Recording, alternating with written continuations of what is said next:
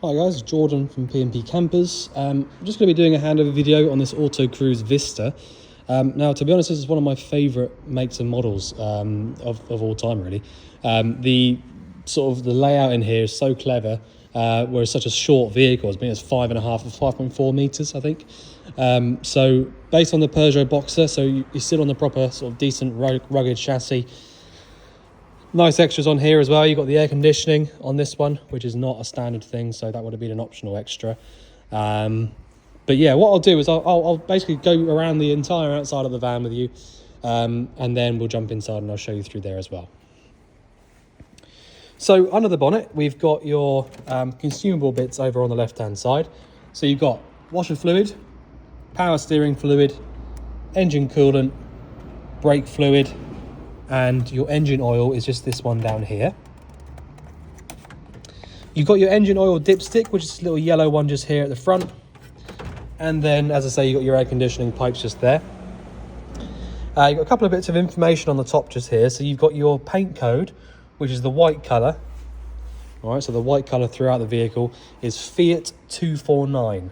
And the reason it's Fiat, just so that you know, is that Fiat, Peugeot and Citroën are pretty much exactly the same company nowadays. And they use all the same parts and bits and pieces. So it's a Fiat paint colour and it's Fiat 249.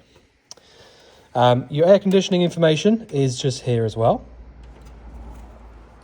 You have got your chassis plate, so you've got 3.3 tonnes on here, so that's your maximum weight basically, or your gross weight, and that basically means that you can drive on any normal car licence. Just inside the passenger door, we've got your bonnet release handle just here, so pull on that to release the bonnet. Tyre pressure information just here inside the door as well. So if I carry on, so we've got your electric hookup point just here. So this is on the front near side, by the way. So your electric hookup point just here, and this essentially just allows you to use any sort of mains powered appliances and any 3-point sockets inside the van as well. Next door to that, we've got your fridge vents. So you can probably see just about that you've got some condensation forming up and around here. That's completely normal, and you can see it a little bit easier just there on the actual flue itself. Okay, now this is basically because I've got the fridge lit up on gas. It's basically just producing, the burner sits around here, down at the bottom. And then you've got an exhaust pipe that comes out through here and comes out at the top. So if you want to double check that the gas flame is definitely on and working properly, you can put your hand over here, just like that, and you'll feel warm air coming out through that.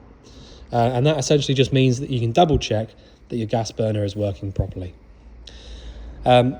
Next door to that, we've got your boiler vent. So if you do have the boiler lit up on gas, a lot like the fridge, you can put your hand around either side of this vent just here. This will be clean, don't worry.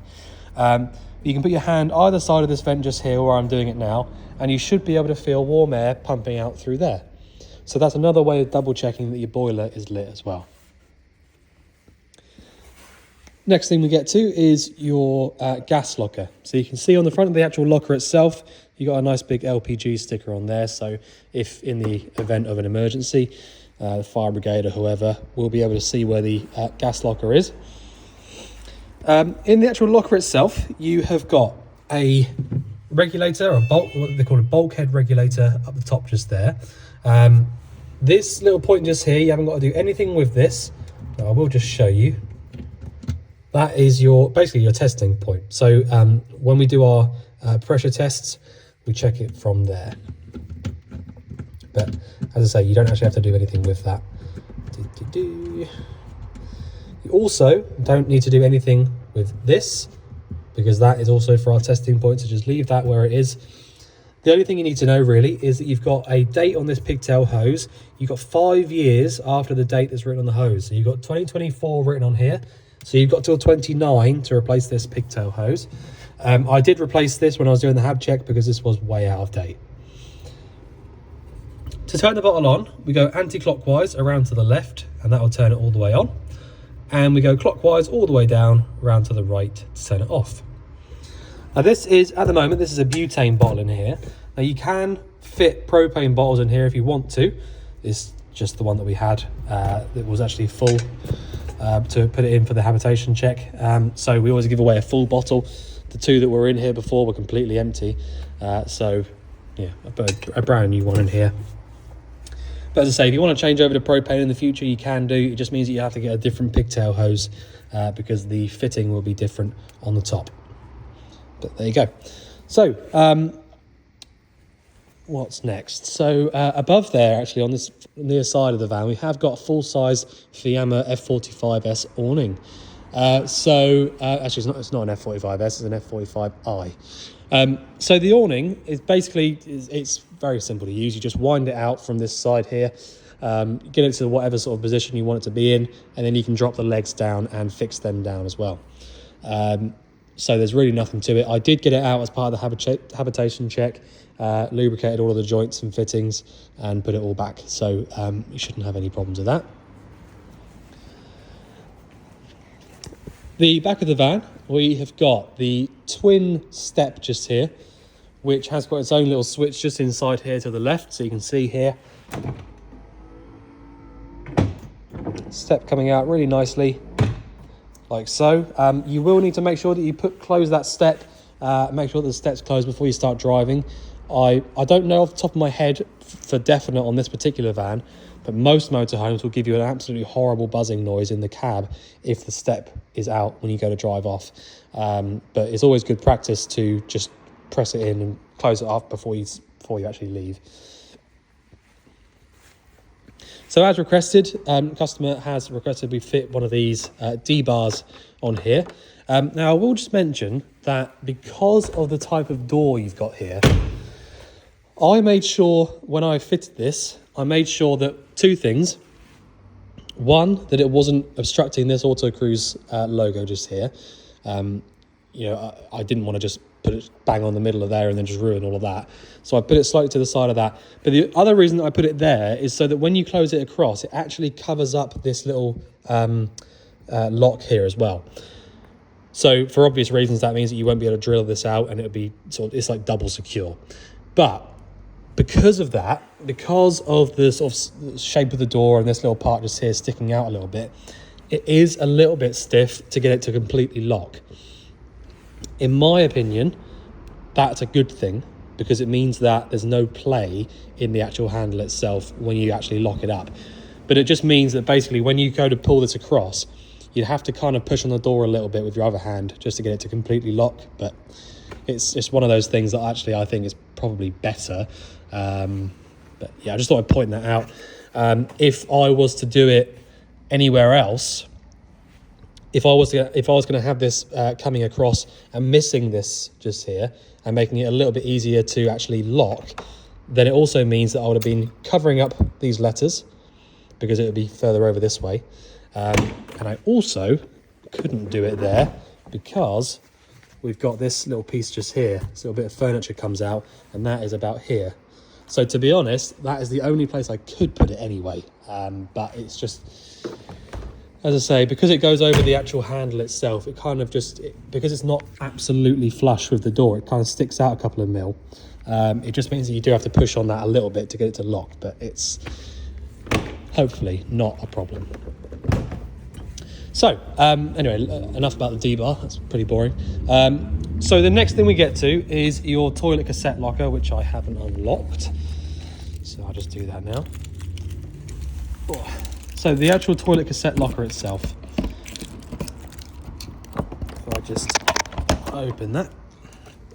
So the toilet cassette is very, very simple. This is a Thetford toilet cassette. To remove the cassette, in order to empty it, you lift up on the little yellow tab just down here and then pull the cassette towards you. Once you've got it to that position there, you'll be able to take it all the way out. And that's where you would then just sort of take it off and empty it out somewhere. When you come to emptying this out, if I just pop it back in place, you twist this open just here and then take off this cap. All right, when you're physically draining it out, you need to hold down the little yellow button just here at the back. Once you've done that, about a cap's worth of blue fluid goes back inside, give it a little swoosh around, and then push it all the way back in, until you hear that noise. And that's it. That's how you use the cassette. Below that, we've got your wastewater drain off point. Now this didn't have a drain on it at all before. It was just literally a pipe coming out the side. So I have fitted this little drain here. I had to extend it a little bit because we didn't have one that went directly onto this pipe here, but still it works nice and easily, like so. So that is your wastewater drain off point. If you want to fill up your fresh tank, you have got a filling point just here. So you've got a little bit that basically plugs into this. So I'll show you where that is when we get inside. But basically you just plug that straight into there, and then it will drop down into an external tank in order to fill the fresh tank up. So that is like a standard Autocruise thing to have. It also doubles up as an external shower point. So you've got another one just there that you can fit in there for an external shower. And there is also a filter inside this thing just here. If you want to change that, you can.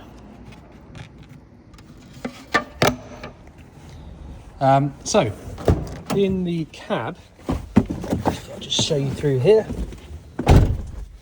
So the actual cab itself, you've got quite a nice spec in here actually. So you've got all of your steering wheel controls just here. The Peugeots do tend to have the steering wheel controls there like that. You've got a super low mileage, by the way, as well. I'll just double check. Yeah, 22,192 miles. So, you know, for a vehicle that's a 57 plate, that's absolutely amazing, really. 20,000 miles. So, other things in the cab. So you've got a little dial just here at the top, which is basically your electric window, your mirror adjustments from there. Electric windows from these ones.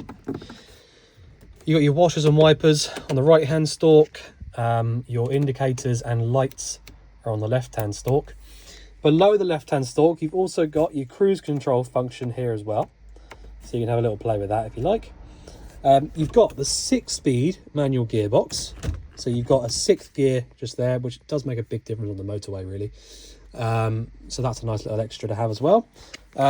You've got your air conditioning switch just here as well, as I said. So that's that button just there in the middle. Heater controls and your standard factory fitted head unit just there. You can lock and unlock the cab from inside, and you've got your hazard warning lights just there as well. So I think that's about it really. Both of these front seats swivel as well, by the way. So when you put on this little handle just here, you'll then be able to swivel the seat all the way around. And that's about it really for the front and the outside. So the first thing that I'll show you through, obviously with the layout, as I mentioned on the outside, this is such a clever little layout, I think. So you've basically just got a nice sort of L-shaped seat just here as it stands. So this is sort of in the standard position. You can then extend this part out just here, and you have got some infill cushions for that. And this little part here pulls out as well. So literally within about, 15 seconds, you've got a massive double bed just here. And you've still got then space to get out here and walk out through to the bathroom. The actual bathroom itself as well is also very clever. So you've got obviously full-size toilet down there, a sink that drops down from above it. And then if you turn around behind you, you've got the shower compartment inside here. So it's a completely separate shower unit here as well. I just think that's such a clever little layout. You have got lights inside there as well. But yeah, so yeah, I think probably the easiest place to start would be the control panel. I'll just switch this light off, might be a bit better. So the control panel itself is very straightforward once you've got your head around it. It's sometimes it can be a little bit awkward to get used to, but they are very good. We don't really get any issues with them. So you've got a main power switch over here on the top left hand side. That'll then bring up this center screen. There's not much you can do with that once you've got to this point here. You can select this little button here and change the time and stuff like that on there. So you can go through and change your clock and all that sort of stuff. You've then got your lights on and off switch just there. You've got your battery voltage checker, so you can press on that one and it tells you your engine and leisure battery voltages. You've also got an amp meter there as well, or an ammeter, and it tells you how many amps are being drawn. Battery info, that's just telling us how many hours the vehicle reckons we've got until the battery goes flat. This one just here is irrelevant. There's no solar panel up there. Well, I think there is actually, but it's not being sort of wired up inside here. If I remember rightly, it's inside this locker. Yes, so yeah, sorry, you have got a solar panel, but it's not being wired up through the control panel, so it says not fitted up there, but it is. You've then got your water pump. So when you press on that one there, the pump will pressurize and then it should turn itself off, which it has done just then. And then the last button is your water level. So it's just basically telling you wastewater's okay and telling you how much water is in your fresh tank. We've got about a quarter of a tank. And that's it. That is the control panel. It's very, very straightforward. And once you've got, you know, those switches turned on, like the lights and the pump, you can then go ahead and use whatever you like, really. Sorry about that. So probably the first thing that I'll explain is going to be the water system. So on that same sort of note of the pump and all that sort of stuff. So in this particular van, you have got a couple of important things that I need to explain. So I've got this little area down here exposed for a good reason. Down here on the left hand side, inside this little cupboard here, you can see you've got a little yellow tab. Now basically the yellow tab is the boiler drain for this van. So if I wanted to drain all of the water out from inside the boiler, all I would need to do is lift that tab upright so it's facing up. And basically what that'll do is any water that's inside the boiler, it will just start pumping out through there straight onto the floor. Okay, and so that's how you would drain out the boiler. That's a really important thing to know when you come to winterizing the van. If you have drained the boiler out and you want to use the boiler, you want to get the water hot, you want to start using the van again, you need to make sure that you do this sort of thing that I'm about to tell you. So you need to lay down that little tab where it is now. Basically lay it down flat like it is right now. You will then first of all make sure that you've got some water in your fresh tank. So you'll come to the control panel, press the water level button on the bottom right, and we can see there that we have got a little bit of water in the fresh tank. We can then turn the water pump switch on, come over to the sink, and basically what you need to do is lift up the tap there on the hot side. So I've lifted up the tap, just had a little tiny bit of air coming through just there at the start. And now I'm happy because I can see that the water's coming through nice and clearly, and I can turn this off. So, as you probably heard there as well, the pump will basically, when you turn the tap off, the pump will just pressurize itself again, even after you turn the tap off, and then it will turn itself off. If the pump does exactly what you've just heard there, runs on for a few seconds and then turns itself off, that is absolutely perfect. That's exactly what you want the pump to do. So what you've seen just there, me drawing the water through the tap, seeing a little bit of air coming through, and then seeing that the water's coming through nice and clearly, turning the tap off and making sure that the pump goes off, that is exactly what you need to do if you want to double check that the boiler is full of water, basically. Now, if you try and light the boiler up without doing that, there's a good chance that the boiler won't be 100% full. And sometimes you'll forget that you've emptied it out and it'll be completely empty, which is even worse. So it's really important that when you come into the van for the first time, and any time that you want to use the boiler, that you just go through that little step. I mean, it takes a minute. It doesn't take very long at all. Just double check that you've got water coming through the hot side of the tap nice and clearly, and make sure that the water pump turns itself off once you've turned that tap off. If you've done that, you can go ahead and use the boiler however you want to.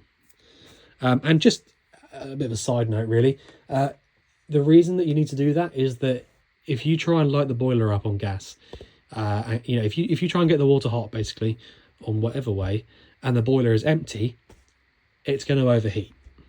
If you plugged a kettle in and didn't put any water in the kettle and just turned it on, it's the same thing. You're going to have a problem. So just making sure that the boiler's full by doing that little step there is really important. But once you've done that, you can go ahead and use it however you want. Okay. Now, if I just stay on that topic of the boiler, to actually use the boiler, very, very simple. You've got two options on the boiler on this one. So you've got the option of using it on the gas, which is that little dial over there, or you can use it on the mains as well, which is down in this little cupboard here. Now, at the moment, I haven't got the mains cable plugged in, so I can't use it on the mains, but I do have the gas switched on and I've got the control panel turned on as well. So if I wanted to use the boiler on the gas, first of all, make sure that I've taken off the cover on the outside. That's really important. And then I can come over to the dial just here and just literally turn it on. Switch it all round to the right on the outside there, and the boiler should light up, which it has done. You can then select the temperature on the inside dial here. That's 30 all the way through to 70. And that basically just tells the boiler when to turn itself off. And that is it. That's how you would use the boiler on the gas. Select temperature, switch it on, and then, you know, as long as that little green light stays on it, and that's it. It's all good. So you'll hear that sort of crack noise when you turn it on and off. That's a solenoid allowing the gas through and then stopping it when you turn it off. So that's quite normal. All right, so that's how you would use the boiler on the gas. Above that, you've got a couple of things. So you've got the electric hookup powered sockets. So this is your mains powered sockets here. So they won't do anything until the hookup's plugged in. You've got 12-volt socket here and a TV aerial socket there as well. So the 12-volt socket will work anytime that your control panel is switched on because it's powered by the leisure battery. But yeah, there you go. So, as I said, you can use the boiler on the mains as well. So we have a little look in this little cupboard down here. This is the actual boiler itself. This little grey unit here, that's the actual boiler itself. It's a little bit weird that they put the boiler drain over here. I suppose it didn't have much space in there, but boiler drain's down there. But if you want to use the boiler on the mains electrics, if you've got the electric hookup plugged in, you can switch this little button just here to the right on, and you'll get a little red light up inside of it if the hookup's plugged in. And then basically after about half an hour or so, you'll have hot water. So that's how you would use it if you wanted to use it on the mains electric. And that is it. Very simple stuff. I will just chuck that in there as well. Right, so that's the boiler. Pretty simple stuff. That's your hot water, basically. Just whilst we're down here, we might as well go through the fridge. So this is a Dometic 3-way fridge. Now, inside the actual fridge itself, you've got a freezer compartment door, and then the rest of it is all just normal fridge, basically. You've also got a travel catch at the top. So if I close it up and then pull this to the right, we then won't be able to open up this fridge at all. So that is your travel catch. I will just say as well, these things are very brittle. So when you've got it over to the lock side, don't start trying to yank it when you come to opening it again. Try and remember to close it, to open it back up like that. This is one of the most common things that I have to do as part of the HAB checks, is to replace these. So just be careful on that. So you've got three options on here, hence the name 3-way fridge. You've got the option of gas, which is what we've got on at the moment. You've got mains electric, and you've got 12 volt. So they're in a specific order for a reason. So essentially, it's in order of how quickly they're going to get cold and how powerful these energies are. So the gas is the most powerful one. It will get the fridge cold the fastest, and it's the most efficient way of getting it cold. So if you've got the gas on, select the gas one there, and then just select the temperature on the right. Easy as that. Okay. It's just as easy to use it on the mains. If you do have the electric hookup plugged in, you can select the mains option there, and that will get the fridge cold fairly quickly as well. There's nothing wrong with using that at all. So there are your two options really for getting the fridge cold. The last one, the one at the bottom there, the 12 volt, is slightly different. It's not really powerful enough to get the fridge cold by itself. So you need to make sure that you pre-cool the fridge before you leave. And the 12 volt will only work when the engine is actually running. So you'll notice that, like right now, the engine is not running, so it's not giving us anything at all. The one above it didn't give us anything at all because the electric hookup's not plugged in. But this one won't do anything at all until the engine's physically turning over. When the engine starts up, you should get a little green light next to that when you select it. But that is literally all it's for. It's just for holding the temperature inside the fridge for when you're driving. And the reason that you need that, by the way, is because obviously you can't have a hookup cable plugged in when you're driving. That would be mental. And you can't have the gas switched on when you're driving. So that you can't use those two options anyway. So just to keep the fridge cold whilst you're driving, select your 12-volt option there. And then when you get to wherever you're going, switch back to one of the other two. But that's it. Very, very straightforward. To the left of that, we have got your oven, grill, and 3-burner hob. If I just zoom out a touch. So you've got an ignition switches here. Okay, so that will do all 3 burners at the top. So if I just show you that. So that's all 3 burners at the top, which, by the way, are 1, 2, 3. So bottom right, top right, and then left. So just like a normal household cooker on that front, it's very straightforward. And then below that, same ignition switch for all of this as well. But you go in and round to the right for the grill. And then in and round to the left for the oven.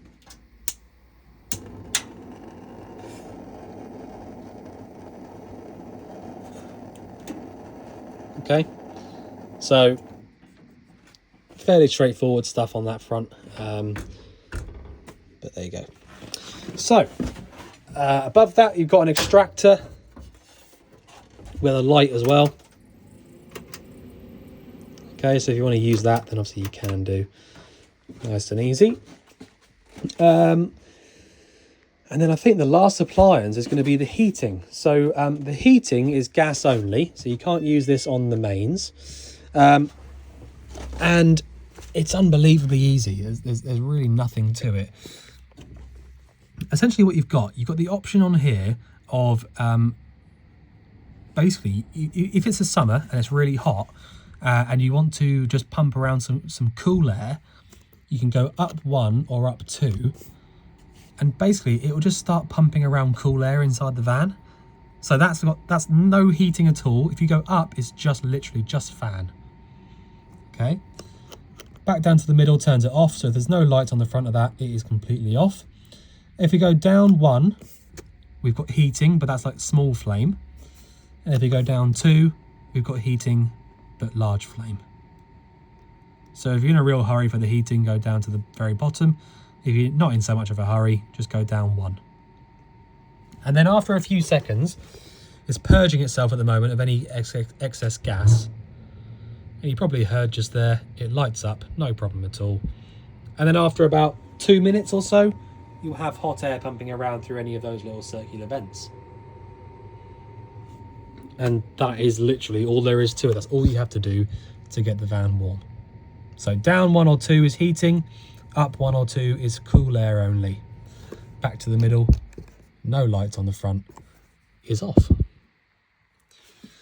Just FYI as well, these lights just here, because these are lights, oh sorry, there's just one, but that is electric only. So when I say electric, I mean electric hookup. So this won't do anything at all until your hookup's plugged in, and it's a touchscreen light. Okay. Down here, just so you know as well, is where your leisure batteries are. So you've got twin leisure batteries in this one. So yeah, the original ones had been removed by the previous owner, so we put a couple of new ones in there.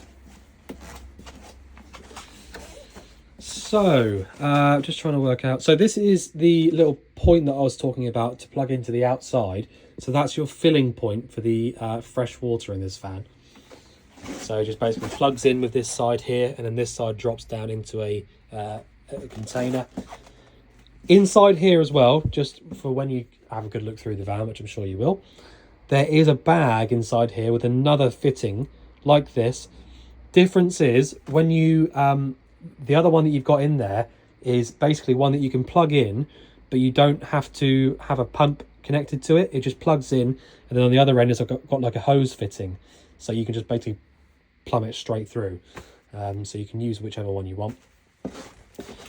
Up here, we have got a load of paperwork for the van inside this little brown folder, and then you've got your full-size standalone table here on the right. Below that, we've got your spare wheel, believe it or not, inside this one. So if you needed to get to the spare wheel, you can do that without laying on the floor outside and, you know, trying to get it out from out there. So a very clever little idea from Autocruise there. As I said, you've got your controller for the solar panel just there. All right, just so you haven't got to do anything with that, by the way. That's just literally just there. You have to, it just essentially tell you a little bit of information on the front of it, but you haven't got to do anything with it. And then we've got all your carpets in here as well. Now I think, to be honest, I don't think there's anything else for me to explain really, apart from I'm just going to show you how to use the toilet. So the toilet itself, and by the way, you've got another little vent just here for the heating. Ooh, open that up. The toilet itself, you've essentially got a blue button on the right hand side. When I press that, it pumps around your flush fluid into the actual bowl itself. When you want to drain this out into the cassette, pull the handle here towards you, and it drains all of that down into the cassette. Then push it back when you're finished. Make sure that you push that flap back like I've just done there, because if you don't push the flap back, you won't be able to take the cassette out from outside because it'll be locked in position. So yeah. Got a little bit of information here about the D-bar, so if you wanted to have a little look through there, you can do. I will just leave that in here. Obviously, we're going to clean the van through in a minute, but there you go. So,